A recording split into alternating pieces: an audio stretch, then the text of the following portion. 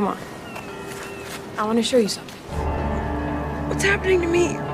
This is seriously gross. Cody has always felt different. At just 12 years old, he is an exceptional swimmer. He is faster, stronger, and more at home in the water than his peers, but there is something off. No matter how much water he drinks, he cannot quench his thirst. He's been experiencing odd sensations. His hands tingle, and sometimes he swears he sees something shimmering on his skin. He thinks it's his imagination, but his body is trying to tell him something. Then, on one fateful evening, the impossible happens. A mermaid glides through the water in her arms carrying a baby, with her expression a mixture of sorrow and urgency. She isn't just swimming. She is searching for something or someone. As she approaches, she spots John Wheatley, unknowingly about to become part of a secret much more significant than he would ever imagine. A massive shape darts beneath the surface, vanishing from his radar as quickly as it appears. Confused, he grabs his binoculars, scans the horizon, then sees it. He yells, thinking he has found a big fish and that it's his lucky day. There you are! He sails toward the fish, but the fish disappears on his radar. The fish is a mermaid carrying her baby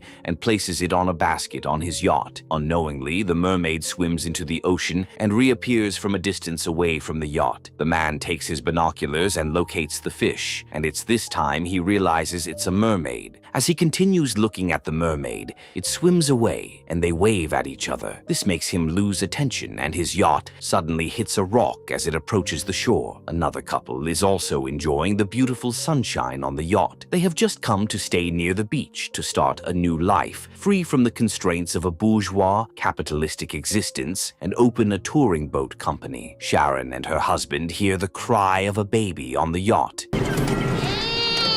At first, her husband ignores the sound, but he became more assertive. Both decide to go and check, only to find a baby in a basket. Sharon picks up the baby and holds him in her arms. She asks her husband if they can care for the baby, but her husband tells her that's impossible because it's just a baby they have just found. Finally, they take the baby and walk away from the yacht, as Sharon names it Cody. Cody grows up under the care of Sharon and her husband, and 13 years later, Cody starts participating in swimming competitions along the shore. On the day of the competition, Cody delays getting to the competition on time. He reaches the shore only to realize that the last ferry has just left. The captain instructs Cody to wait and take the next ship, but he can't wait. He suddenly dives into the water to catch up with the ferry just leaving. The captain and other passengers on the ferry were surprised to see Cody swimming until he got to the ferry. Just before the 100-meter freestyle swimming starts, Cody arrives at the venue to participate in the swimming competition. Wait! Hang on! He tries his best, but takes second place as his opponent team, the Marlins, wins, with Sean Marshall defeating him. John tells people he once saw a mermaid, but no one believes him. After all, he is just a simple fisherman who earns a living from selling the few fish he can get from the sea. Even his friend Joe mocks him for seeing a mermaid which doesn't exist. As John gets home, he tells his friend Joe that one of these fine days he will catch a mermaid. Joe doesn't believe him as usual, since he doesn't even have a mermaid bait. Cody's second position in the swimming competition makes him the most popular guy in his school, but he doesn't care much about it. For him, all that matters is that he feels good being in the water. Even his girlfriend Sam really feels so good about it because she's dating the most famous guy in school, making her the most famous girl in school as well. Despite Cody's efforts and prowess in swimming, he isn't as good academically as his classmates. In fact, he has just scored an F in the previous test.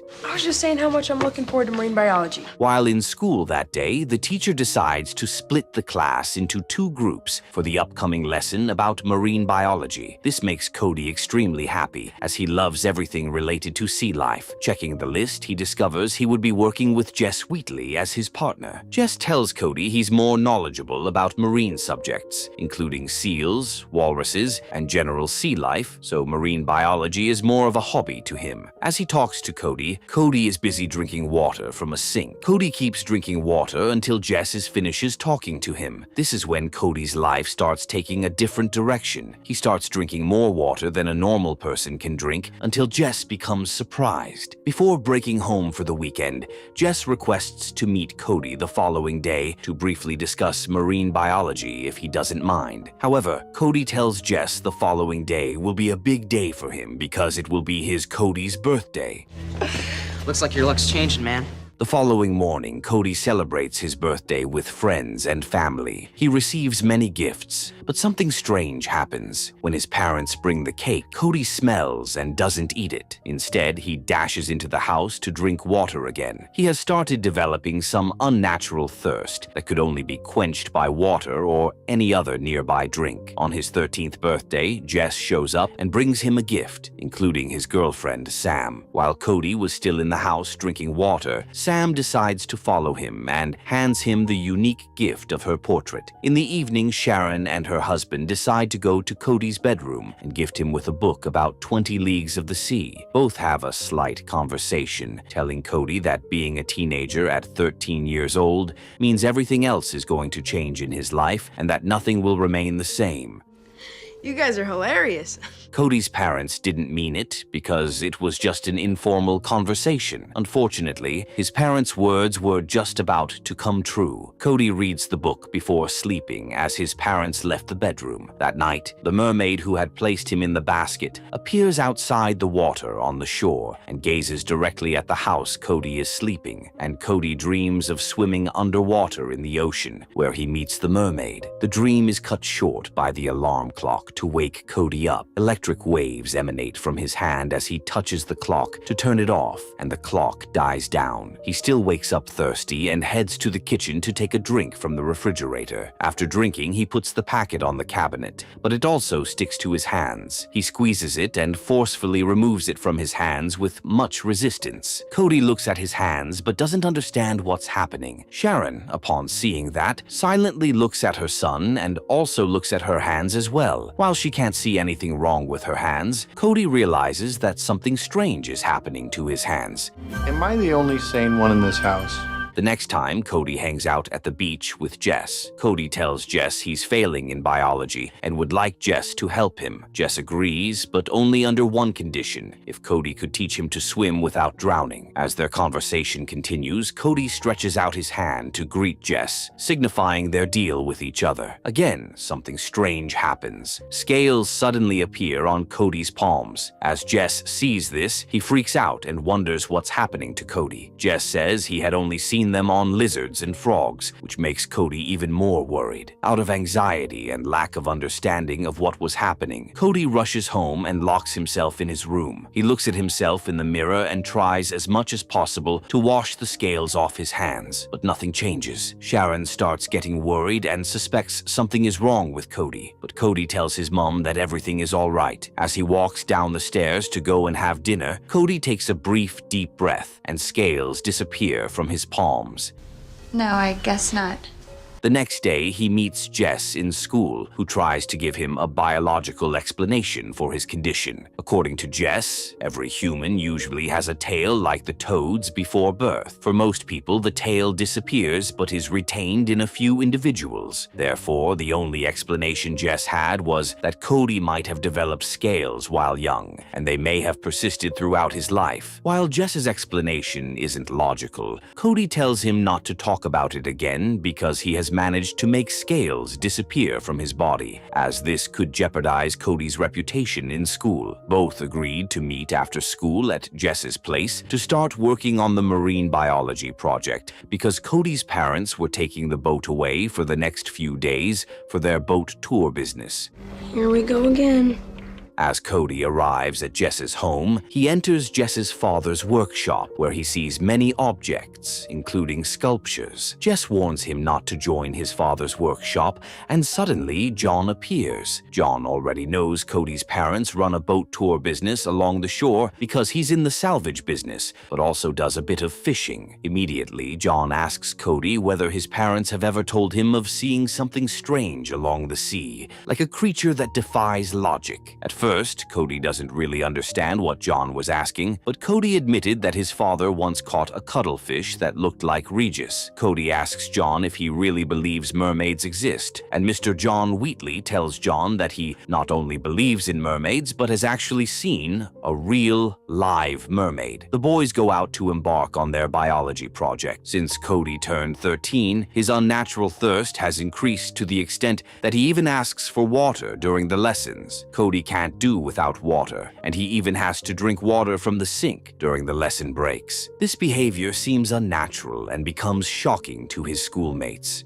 You can dig for seashells. One evening, Cody opens up and tells his parents something is totally wrong with him. His mother takes his temperature but doesn't see any fever. He even tells them that sometimes he develops a greenish, scaly rash, but even his father doesn't believe him at all. As he continues explaining how he's ever feeling thirsty, his father realizes that this could be something serious and decides to arrange for Dr. Schwartz to come over and examine Cody. This creates another disagreement between Cody's parents. Sharon doesn't support her husband by letting the doctor lay their hand on Cody, and Cody also agrees with her mother. According to Sharon and Cody, doctors are just quacks with stethoscopes. Cody strongly believes that his past weird experiences are a result of him having inherited a disease from his other parents. Sharon practices acupuncture and doesn't believe in modern medicine, so Cody isn't seen by the doctor. Use a glass. The next time Cody meets her girlfriend Sam at the restaurant, they have a little conversation. She asks him whether he thinks he's contagious, and Cody says he thinks he isn't. As Sam stretches her hand to tuff Cody's hand, the supernatural powers in Cody's body make Sam's hair stand straight and move upwards, something that's not natural. Cody returns home that evening and gets to his room, not realizing his condition worsens because he doesn't feel sick. The bottle sticks to his hands as he drinks water, and he struggles to remove it until it finally comes off. He touches the wall and his hands stick to the wall, then moves all the way to the ceiling. When he calls his parents, both legs and hands are already sticking on the ceiling. This is when his mother realized the seriousness of Cody's condition and immediately instructs his dad to call the doctor. The doctor arrives and examines Cody's breathing and lung sounds by telling him to breathe in and out. While his parents don't know the doctor's findings, the doctor requests to talk to Cody privately and asks the parents to exit the room. No, not at all. Honey? The doctor finally diagnoses and tells Cody it's just puberty. But this isn't the case because Cody is generating electricity from his fingers. His hands are so sticky that he can climb walls, and his hands and feet sometimes get scaly whenever he gets them wet. Despite explaining all this to his parents, they can't understand. Finally, Cody talks to Jess about it, and Jess agrees to help him. Jess takes a sample to perform some tests and finds something interesting. To prove this further, Jess takes Cody through physical and practical tests for a week to see the results. The first test is to see whether Cody could communicate with the fish, so they decide to do it using the few fish in an aquarium. Cody uses one specific fish to jump using human language, and surprisingly, the fish jumps outside the aquarium. This is crazy because Jess can't even believe that can happen. Interesting. In the next test, Cody holds a bulb in his bare hands to see whether he can produce electric energy. Again, the bulb lights, producing much light in the dark. As he goes to swim, his body develops scales every time it becomes wet. After a week of a series of tests, Jesse developed a theory to explain Cody's behavior, which is unique and rare to the human species. While it is too soon to conclude, he can only tell Cody to stay away from the water. However, this can't work for Cody because all he needs is water, and he just feels right being in the water. In addition, he is the best in his swimming team, and the state's final swimming competition was just coming up. Therefore, there is no way he can stay away from the water. Jess becomes more concerned about his friend Cody and decides to research more about his condition to justify his findings. You want to talk about it? Therefore, he decides to go to his father's workshop and finds a picture of a mermaid to examine. His father arrives and takes another portrait picture on the wall, then tells him there's an interesting story behind the portrait picture, which he had been keeping for years. John tells his son about the picture and explains further that it was taken by a Swedish oceanographer, Dr. Mats Näslund, on October 5th, 1981. Dr. Mats Näslund is convinced that he has actually seen a mermaid and that picture would prove it. Unfortunately, due to people's disbelief in Dr. Mats Näslund's work, he lost all his credibility, jobs, and friends, and everyone else, including his family, deserted him. But to this day, Dr. Mats Näslund will still tell anyone who is willing to listen that there are mermaids out there. For most people, what they can see is just a picture of a scuba diver and not a mermaid. Jess prompts his father to answer a few questions, including one he has seen in one of the pictures in the workshop. He comes across some ancient writing that says young people can walk amongst humans, So, what happened?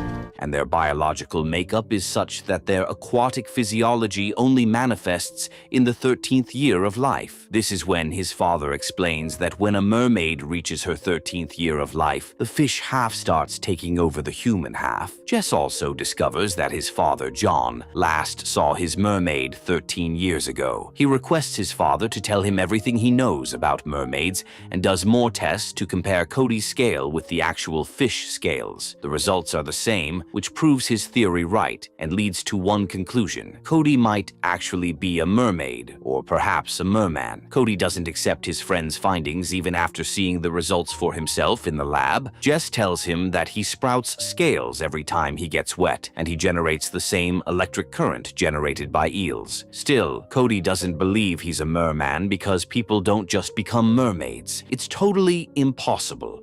You may want a second opinion. A month ago, before his 13th birthday, he was totally normal. He thinks perhaps he swam by some toxic waste or ate a mutant fish. That's when Cody decides to tell Jess that he's actually adopted and the Griffins aren't his biological parents. Determined to find answers to his questions, he decides to have a conversation with his adopted parents in the evening and tells them he wants to know the truth about his biological parents. Sharon and her husband don't really understand why Cody demands all those answers all of a sudden. He further tells them that his friends have done all the tests and explains the findings to them. Besides, he dreams of swimming underwater without holding his breath and seeing some bright, shining light underwater in his dreams. Sharon tells him it's just a stage he's going through and everything will be fine. Cody tells his adoptive parents that even the doctor was wrong. To prove this, he goes to the sink, pours water on his hand, and scales suddenly appear. Oh my. His parents can't believe what they see, and this is when they decide to tell him the truth about how he has become part of their family. They explain how someone just strangely put him on their boat in the middle of an ocean. Even after reporting to the police, no one admits losing a child. They stay for years, expecting someone to come knocking at their door and take him, but no one shows up, and that's how they adopt him. Upon realizing this, Cody suggests that perhaps his biological parents are merpeople. Ultimately, his parents advise him to avoid the water because it triggered the changes, including avoiding the upcoming swimming competition. Sharon and her husband decide to find a way to help Cody. Her husband suggests they need a specialist since they can't just sit and watch their son turn into a fish. Still, Sharon disagrees with him, arguing that if anyone else discovered Cody's problem, they would ship him into a military medical facility and turn him into an object of experiment. Unfortunately, You became part of the family. Cody overhears their conversation and decided to go to the seashore. Although getting in the water is a bad decision, he risks and dives to swim. As he continues swimming, he realizes he can proceed without holding his breath underwater, and the scales don't appear. His biological mother, a mermaid, sees him swimming and is happy about his son. Cody goes to the beach afterward and fiends appear on his hands. As Sam approaches him, he hides his hands in the sand and fails to accompany Sam to swim, but requests to be left alone. Jess tells Cody to obey his parents and stay home, but he says he must participate in the swimming competition. Although Jess is worried about Cody turning into a mermaid, Cody decides to sneak outside his bedroom through the window and goes to swim. His parents check on him only to find him missing in his room. Sure you're all right. Although Cody swims and wins the swimming race, the unexpected happens. Suddenly, fins and scales protrude from his hands. Unluckily, his opponent sees it. John is also present with binoculars and manages to see the fins and scales on his hands. In an attempt to hide himself from the public, Cody touches a metallic end at the end of the swimming pool, and his body emits electric energy, which causes a power outage and damages the winner's display board. He runs away and hides in the washrooms, but his opponent notices something strange and follows him. Using his mermaid powers, Cody climbs and sticks his hands and feet on the washroom's ceiling to hide from Sean Marshall. Knowing that he's hiding in there, Sean tells Cody that he has seen what made him swim faster, and he will soon find out about his story, claiming that the trophy was rightfully his since Cody isn't fair in the competition. Are you trying to make a point here? Shortly after, Cody's adoptive parents arrive at the swimming competition. Cody gets in the car and they all head home. This causes panic because Cody has risked his life just to participate in the competition. Jess arrives at Cody's home and tells his parents that he has seen everything that has happened. Besides, people at the competition are already asking why the winner will disappear before taking the trophy. Sam also arrives at Cody's house and faints when she finds out Cody has scales on his hands because Cody has been keeping this a secret for a long time without telling his girlfriend. As Sam wakes up, she clearly tells Cody that he's a fish, which marks the beginning of the end of their relationship. Worried about Cody's safety, his parents beg Sam not to tell anyone about Cody's condition. Sam agrees to remain silent over what she has seen and walks away. The following day, Cody meets Sean at school, and Sean demands an explanation from Cody about how he won the swimming competition in the States because he has not seen him practicing.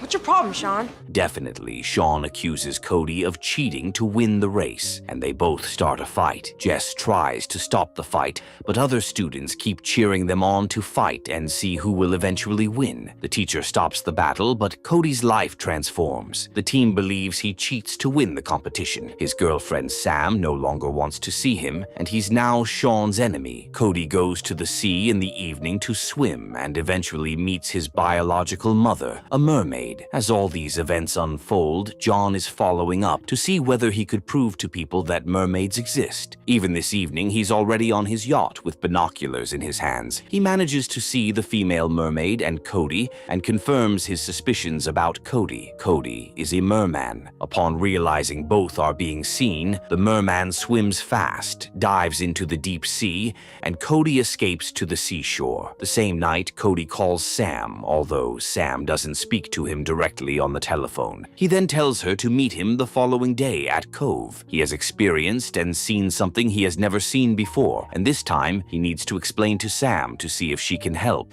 I thought we were friends. Sam gets to the cove to check on Cody, and he explains everything to her. As they talk, they head towards the sea and enter the water. In response to the wet environment, Cody's body develops fins, and his supernatural instincts enable him to sense the presence of his biological mermaid mother. His mother emerges from the water, and Sam is utterly surprised to see a live mermaid. Cody says it's his real mom who is coming to help him. Within the blink of an eye, Cody starts experiencing some abdominal discomfort and he falls to the ground. He instructs Sam to rush home and call his adoptive parents to come and help him. Meanwhile, John starts making big baits and traps to catch mermaids.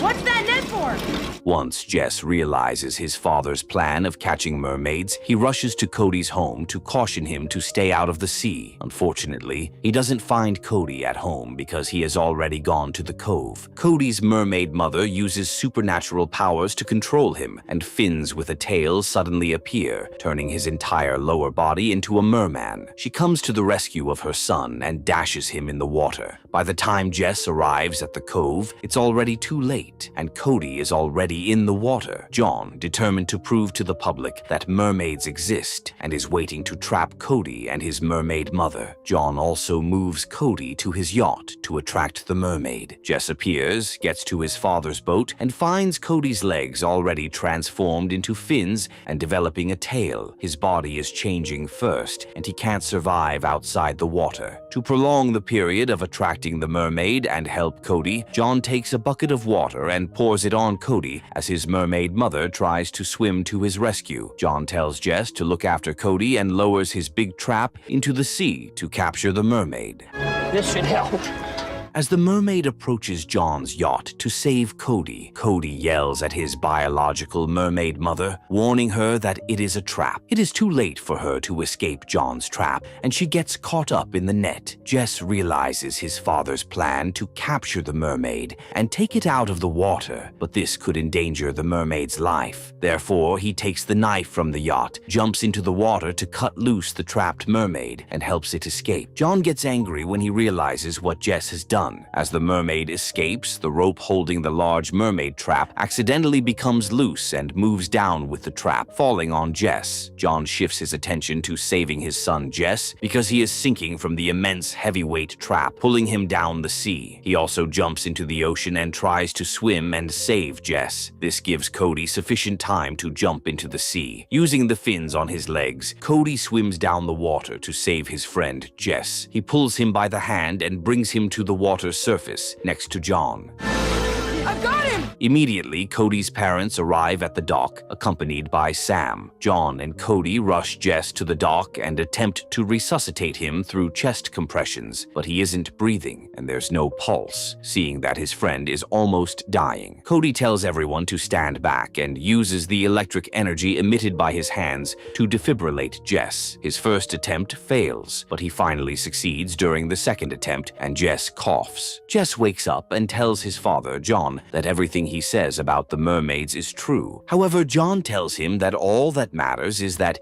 he didn't lose him. Again, Cody's biological mermaid mother appears along the seashore, and Sharon sees her. Cody realizes that it's time to leave his adoptive parents and go with his biological mother. She's the only one that can help me with my changes. Sharon doesn't want to let Cody go, but Cody tells Sharon that only his biological mother can help him with the changes in his body. At long last, Sharon allows Cody to go and reunite with his biological mother. Cody finally embraces who he is and chooses to go with his biological mother into the ocean. Although it's painful for Sharon to let him go, she understands this is the only way he can thrive. Grateful to be alive, Jess realizes that his father's obsession with proving mermaids exist nearly cost him everything. Cody's transformation teaches everyone around him an important lesson. Sometimes we must accept who we are, even if it means leaving behind the life we once knew. But do you think Cody made the right choice by joining his mermaid mother, or should he have stayed on land with his adoptive family?